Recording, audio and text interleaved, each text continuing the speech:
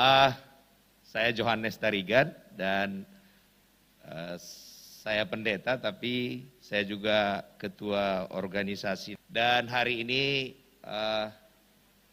saya ingin kita berpikir sedikit. Saya tahu saudara ke gereja bukan untuk mikir, kita mikir. Kita ini mikul salib atau disalibkan? Boleh angkat tangan ya. Yang mikul salib angkat tangan. Loh, yang disalibkan angkat tangan. Loh, yang di sini yang mana ini? Disalibkan tidak, mikul salib tidak. Oke, saya ulangin. Kita ini mikul salib, yang percaya mikul salib angkat tangan. Wah, yang percaya disalibkan angkat tangan. Waduh. Kalau boleh, kalau bisa ditampilkan Galatia 2 ayat 19 sampai 20. Oke. Yesus mikul salib sampai kapan? Saya bisa jalan ya. Waktu Yesus masih hidup dia mikul salib. Amin. Terakhir dia disalibkan, dia mikul salib enggak? Apanya beda mikul salib dan disalibkan? Mikul salib berarti belum mati. Disalibkan sudah mati. Kita ini sudah mati apa belum? Hah? Belum ya. Coba tunjukkan ayatnya. Galatia pasal 2 ayat 19.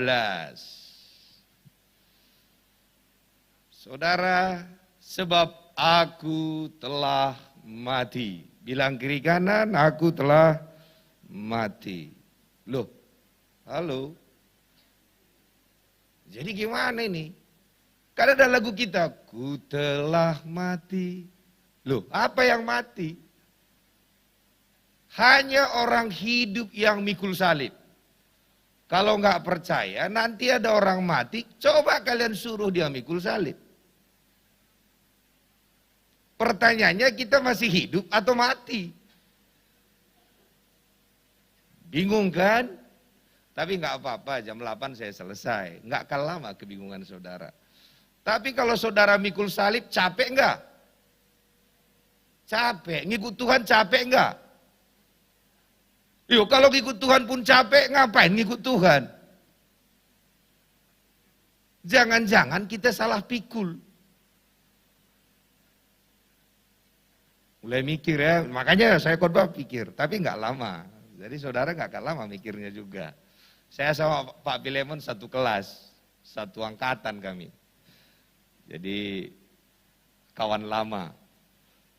Jadi nanti pasti, Bapak itu suruh kami mikir ya. Saudara, sepanjang kita berpikir kita pikul salib, capek sekali saudara. Dan itu pilihan, mau pikul salib boleh. Mau disalibkan boleh. Pagi ini saudara pilih, mau pikul salib atau disalibkan. Oke, saya baca Galatia tadi ya. Sebab aku telah mati oleh hukum Taurat dan untuk hukum Taurat. Supaya aku hidup untuk Allah. Aku telah disalibkan dengan Kristus. Jadi waktu Yesus disalibkan, bukan hanya dia yang disalibkan. Saudara pun disalibkan di sana.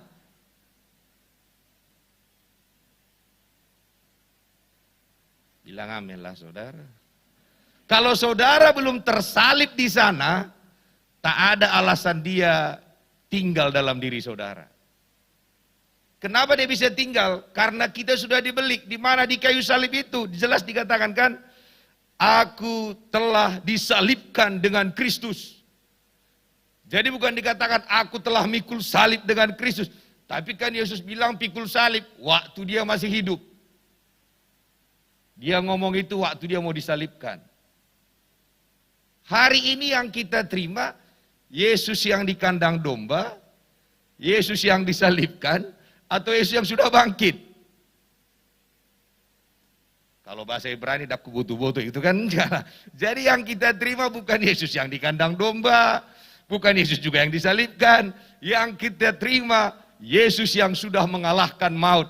Yang dia katakan apa? Segala kuasa, baik di sorga, baik di bumi, telah diberikan kepadaku, dan karena itu pergilah. Yesus yang sudah menang yang kita terima. Jadi kita orang katakan, tapi kan kita seperti domba di tengah-tengah serigala. Ya, sebelum dia mati, setelah dia mati, kita seperti singa di tengah-tengah serigala. Karena singa itu ada tinggal dalam diri saudara. Singa dari Yehuda. Namanya siapa? Yesus. Terus tambah bingung hubungannya apa? Kita ayat 20. Ayat 20. Saya harap jelas, jadi nggak akan lama saudara bingung. Aku telah disalibkan dengan Kristus. Jadi sudah tersalib ya. Namun aku hidup. Sekarang aku masih hidup memang. Tetapi bukan aku lagi sendiri yang hidup. Bukan kita lagi. Tapi Kristus yang hidup di dalam kita. Oke. Bedanya apa? Ini perhatikan. Ini orang pikul salib. Saya lagi nggak punya duit atau lagi sakit.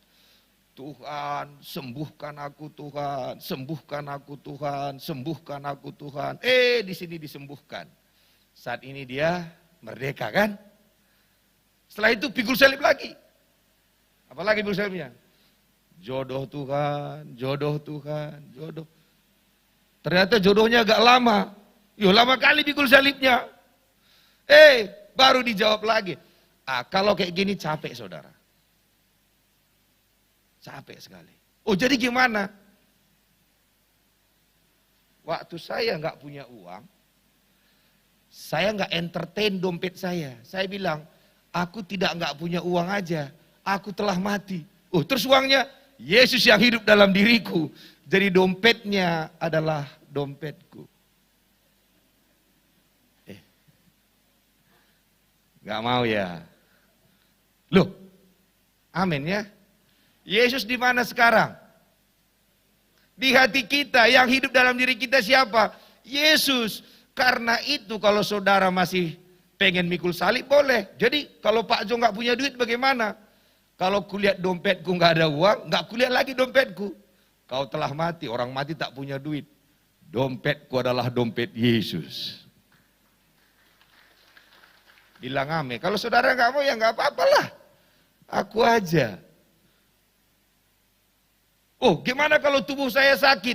Engkaulah kesembuhanku Tuhan. Yesus katakan apa? Oleh bilur-bilurnya kita telah sembuh. Jadi waktu sakit, katakan mulai, Tuhan bilang, aku telah sembuh. Engkaulah kesembuhanku. Maka apa kata penyakit? Tambah parah.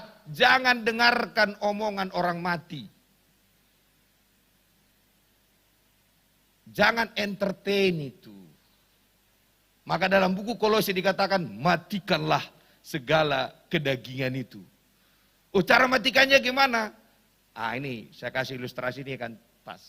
Waktu Paulus kena pukul, pernah saya lihat Paulus itu setelah dia memberitakan Injil, dia masuk penjara, dia dipasung. Gimana kira-kira doanya? Banyak kita orang Tapanuli, amangui amangacit naik gitu, enggak. Paulus gak bilang, katakan, kau lihat Tuhan ini pukulan ini. Apa kata Paulus? Dia lupakan dagingnya. Dia menyembah Tuhan. Saat itulah Kristus hidup dalam dirinya. Waktu kita penyembahan, kita kan lupakan masalah kita. Saat itulah Kristus hidup dalam diri kita. Jadi Bapak Ibu Saudara, jangan entertain itu. Dia telah mati. Orang mati jangan dibahas.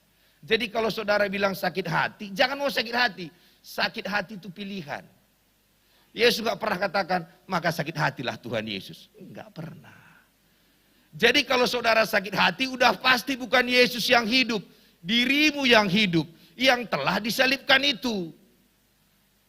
Jangan entertain itu. Paham maksudnya kan? Jangan dikit-dikit, aku sakit hati. Bangga lagi sakit hati. Saudara butuh lagi 5 bulan baru disembuhkan itu. Kalau kita orang Medan tanggal 31 Desember baru diselesaikan. Pas pertukaran tahun itu.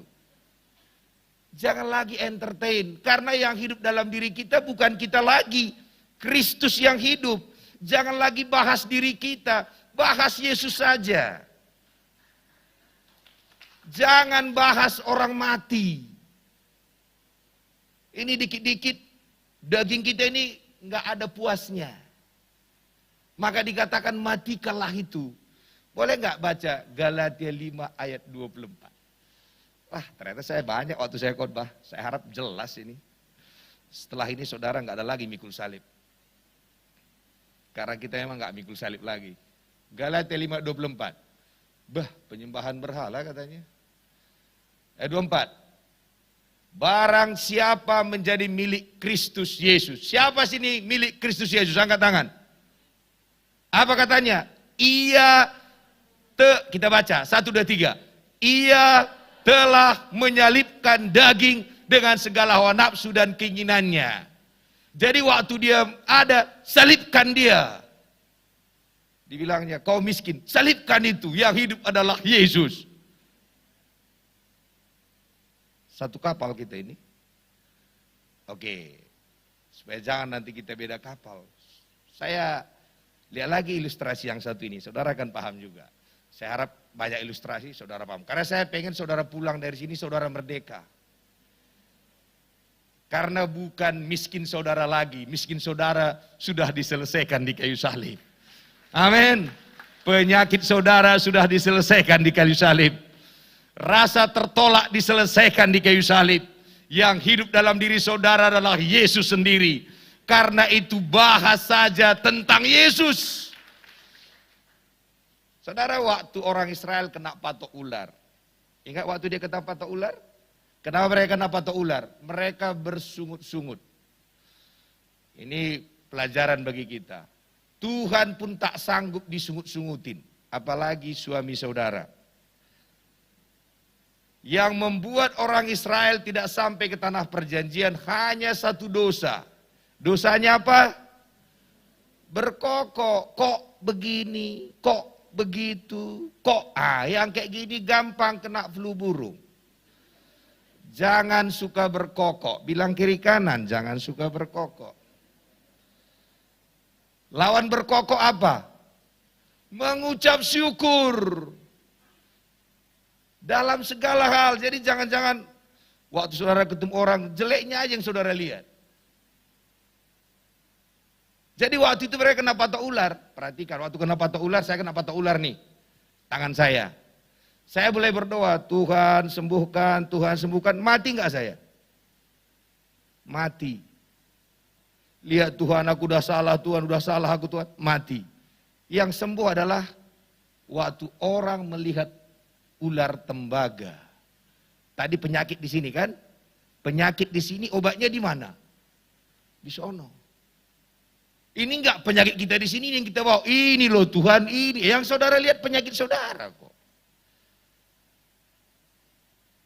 Paham maksudnya? Jadi sepanjang dilihatnya penyakitnya dengan segala penyesalannya, mati enggak dia? Mati. Walaupun dia katakan, aku udah salah Tuhan, udah salah Tuhan. Mati, mati. Hanya yang sembuh waktu matanya melihat salib itu, ular tembaga itu, dia sembuh. Paham maksudnya?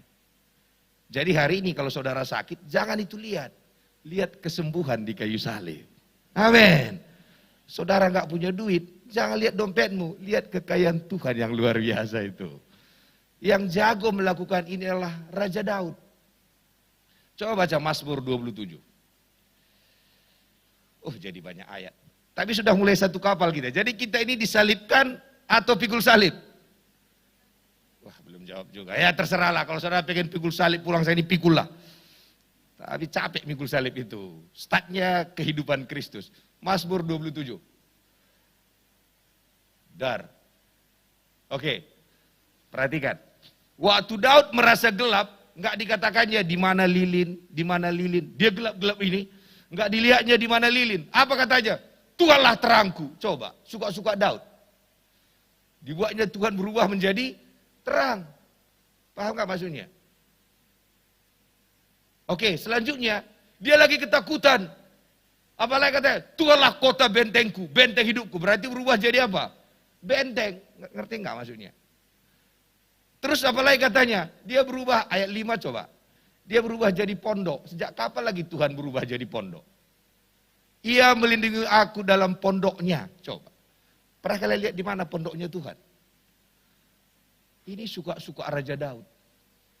Jadikannya dia sesuai dengan kebutuhannya. Sekarang boleh kita katakan, Tuhanlah dompetku, boleh enggak? Boleh. Tuhanlah kekayaanku, boleh enggak? Tuhanlah mak comblangku, boleh enggak? Boleh, daripada Facebook. Tuhanlah segalanya bagi kita, amin. Karena dia hidup dalam diri kita. Jadi mulai hari ini waktu dikatakan mana dompetmu, diamkan itu. Mulai katakan, Tuhanlah kekayaanku, amin. Ini namanya yang tadi sudah disalibkan. Yang disalibkan itu tak bisa ngomong. Saya harap kita sudah satu kapal. Jadi setiap kali ada masalah, bicarakan Tuhan. Waktu sebenarnya saya ini terkapar di sini. Kami udah pindah ke Australia sebenarnya. Tapi gara-gara COVID, ya terpenjaralah saya di Indonesia. Anak istri saya di Sydney. Waktu kami pindah ke sana, tak punya duit. Oh, jadi bapak kok berani pindah? Ya kan, kalau saudara punya uang, uang saudara taruh di mana? Di bank. Yang saudara bawa apa? ATM. Setuju? Kalau banyak banget uang saudara, saudara simpan di mana? Di luar negeri. Setuju? Kalau banyak sekali, simpan di sorga. Bilang amin saudara. Nggak percaya juga saudara. Jadi waktu kami pindah ke Australia itu, saya pikir Tuhan, ternyata Australia itu mahal saudara, apalagi di Sydney. Kontrak rumah itu 30 juta per bulan. Beli cendol banyak itu saudara. Terus uang makan 10 juta per minggu. Jadi tiap bulan itu saudara hanya untuk kontrak rumah sama makan aja 70 juta. Belum uang sekolah. Sementara saya kan dari kampung-kampung, dari Lokersik sana, saya jual pun semua durian bapak saya itu tak cukup saudara. Banyak saudara, bagi saya banyak. Dan waktu itu saya bilang, Tuhan kalau lihat dompetku ya tak bisa lah. Ngapain kau lihat dompetmu? Kau lihat burung di udara, aku yang pelihara. Amin. Jadi kalau burung di udara pun ku pelihara, apalagi kau kan anakku. Jadi setiap kali orang katakan lihat dompetmu, burung di udara bapakku pelihara. Terus saya berpikir, ini kan mahal Tuhan. Apakah rumahku nanti rumah yang apa adanya? Tuhan ingatin lagi. Di sorga pun kubuat rumahmu dari emas. Amin saudara, rumah kita di sorga emas kan? Di sorga pun engkau sanggup hidup. Apalagi lah di Sydney ini. Dua hal ini saya bilang, terima kasih Tuhan. Saya udah 3 tahun di sana. Dan tahu saudara, kalau saya lihat banyaknya pengeluaran itu, bisa tak tidur saya kalau saya lihat dompet saya. Tapi waktu saya lihat kekayaan Tuhan yang tak terbatas, apalah itu. Amin. Karena itu jangan lagi mau mikul salib. Mulai hari ini ceritakan Yesus yang hidup dalam diri saudara. Amin. Jadi kemana-mana saudara yang gak punya duit mulai katakan Tuhanlah kekayaanku. Saudara lagi sakit katakan Tuhanlah kesembuhanku. Saudara gak punya duit katakan Tuhanlah bendaharaku. Wah, amin saudara. Raja Daud mengatakan Tuhan segalanya bagi dirinya. Sepanjang kita bercerita tentang Tuhan, siapa yang bisa ngalahkan Tuhan? Jangan lagi sibuk ceritakan diri saudara. Marilah kita sibuk menceritakan tentang kedahsyatan Allah yang luar biasa itu. Jadi kalau saudara menceritakan Tuhan, apa yang perlu ditakutkan? Lihat waktu Goliat dan Daud berperang. Goliat itu saudara tingginya 3,2 meter. Bajunya saja 57 kilogram. Tombaknya aja 7 kilogram. Saudara berani 3,2. Ini mungkin sekitar 4 meter kali. 3,2 meter. Dan apa kata Daud? Kau datang dengan pedangmu, kau datang dengan kekuatanmu, aku datang dengan nama Allah yang luar biasa. Aku tebas lehermu. Ada nggak pisau Daud? Mana ada? Tapi dia berani ngomong. Yang ada kan ahli-ahlinya.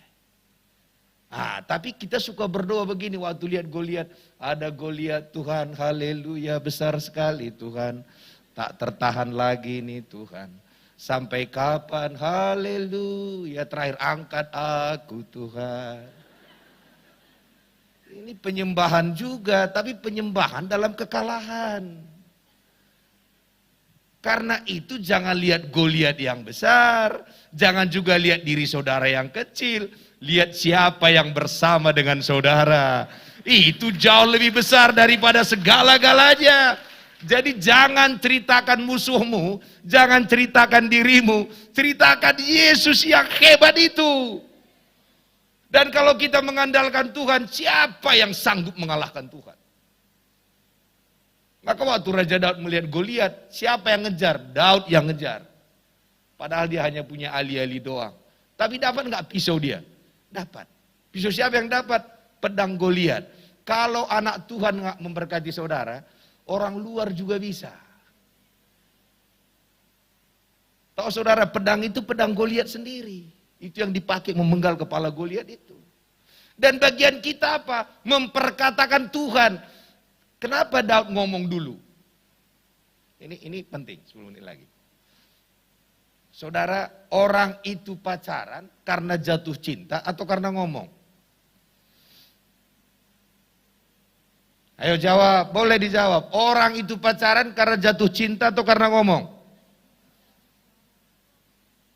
Dia cinta sekali, tak pernah ngomong. Pacaran gak? Halo? Cintanya besar banget, tak pernah ngomong. Pacaran gak? Dia tidak cinta tapi dia ngomong, aku pengen kau pacarku. Dan si cewek juga katakan iya. Pacaran gak mereka? Mana lebih hebat cinta daripada omongan? Omongan. Karena itu hati-hati saudara ngomong. Orang bercerai karena dipukul atau karena ngomong? Bayangkanlah saya pukul istri saya, biar lepas satu giginya. Contoh lah, ini ekstrim. Baru dia bilang, I love you. Cerai gak kami? Saya hajar lagi, gedebek, lepas lagi 2. Dia katakan, I still love you. Cerai gak kami? Nah sekarang kami tak berantem. Baik-baik, setelah makan malam, Pak, cerai kita. Cerai gak ini? Cerai. Jadi cerai atau tidak cerai bukan mengenai apa yang kita lakukan, apa yang kita perkatakan. Karena itu hati-hati omongan saudara. Karena ada firman itu adalah Allah. Yang saudara ucapkan itu adalah Tuhan. Pada mulailah firman, firman bersama dengan Allah, dan firman itu adalah Allah. Dan Allah itu tinggal bersama dengan saudara. Karena itu kalau ngomong, omongkan yang positif. Saya nggak bisa bahasa Inggris sebenarnya. Saya dulu bahasa Inggris itu 2 kali di Bandung itu. Dan saya dulu juara 42 di antara 43. Tapi yang saya ceritakan apa? Saya akan keliling dunia. Saya akan menceritakan Tuhan kepada bangsa-bangsa. Ada teman saya dari ITB, Mas Topo, katakan, Pak Joko pakai otak lah dikit. Bahasa Inggrismu aja 0, kau bilang keliling dunia. Saya bilang, kalau aku pakai otak tak mungkin dapat 0. Jadi kau pakai apa? Aku pakai Yesus. Karena Yesus lebih hebat dari otakku, gue bilang. Dan saya udah pergi ke semua benua, saudara. Dan waktu saya khotbah, saudara, bahasa Inggris saya campur-campur dengan bahasa Batak, bahasa Karo, bahasa Pak, bahasa Roh. I don't care. Don't play-play. Karena bukan saya yang hebat itu adalah Yesus yang hidup dalam diri saya. Jadi hari ini kalau memang daging kita tersalib, kita tak bahas lagi diri kita. Yang kita bahas kehebatan Tuhan Yesus. Yang kita bahas kedahsyatan Dia.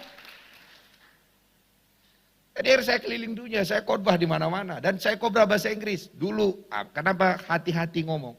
Kenapa Daud itu harus ngomong dulu dia diapain si Goliat?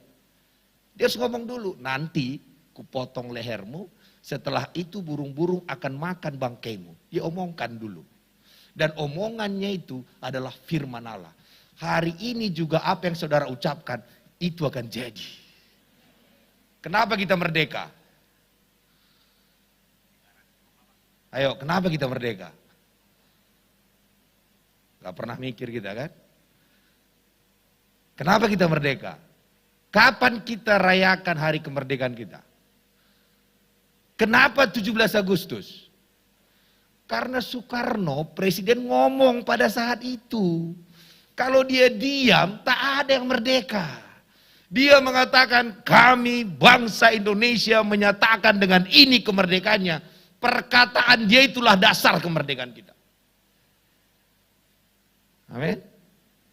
Oh, memang kita perang. Iya, kita perang terus. Tapi dasar kemerdekaan kita, pengakuan presiden kita itu diakui bangsa-bangsa. Pengakuan saudara diakui di sorga. Apa yang kau ikat di bumi, terikat di sorga. Apa yang kau lepaskan di bumi, terlepas di sorga. Jadi perkataan kita tidak hanya berlaku di bumi. Berlaku di bumi, berlaku di sorga. Kenapa? Karena itu yang saudara perlu ceritakan bukan diri saudara. Ceritakan Yesus yang luar biasa itu. Jadi hari ini, kalau saudara ada yang sakit, jangan lagi bahas penyakitmu. Mulai perkatakan, engkaulah kesembuhanku. Jangan sekali perkatakan, 3 hari perkatakan itu, penyakitmu sembuh. Saya kadang-kadang kalau saya nggak punya uang, berjam-jam saya katakan, Tuhanlah kekayaanku, Tuhanlah bendaharaku, Tuhanlah kekayaanku. Sampai terjadi mujizat. Ini sekali ngomong aja langsung. Kau udah ngomong saya sekali, tapi tetap aja tak ada duit. Jangan. Saudara juga sakit, sama. Mulai perkatakan, kalau kita makan obat berapa kali kita makan sehari? Berapa? 3 kali. Saudara sembuh berdoa sekali aja pun malas. Jadi setiap kali saya bangun pagi-pagi saya katakan, Tuhanlah kekayaanku, Tuhanlah sukacitaku, Tuhanlah damai sejahteraku, Tuhanlah kebahagiaanku, Tuhanlah segala-galanya bagiku. Saya nggak tahu apa yang saudara butuhkan. Kalau saudara butuhkan sukacita, mulai katakan, Tuhanlah sukacitaku. Kalau saudara butuh kesembuhan, katakan, Tuhanlah kesembuhanku. Saudara butuh keuangan, katakan, Tuhanlah kekayaanku.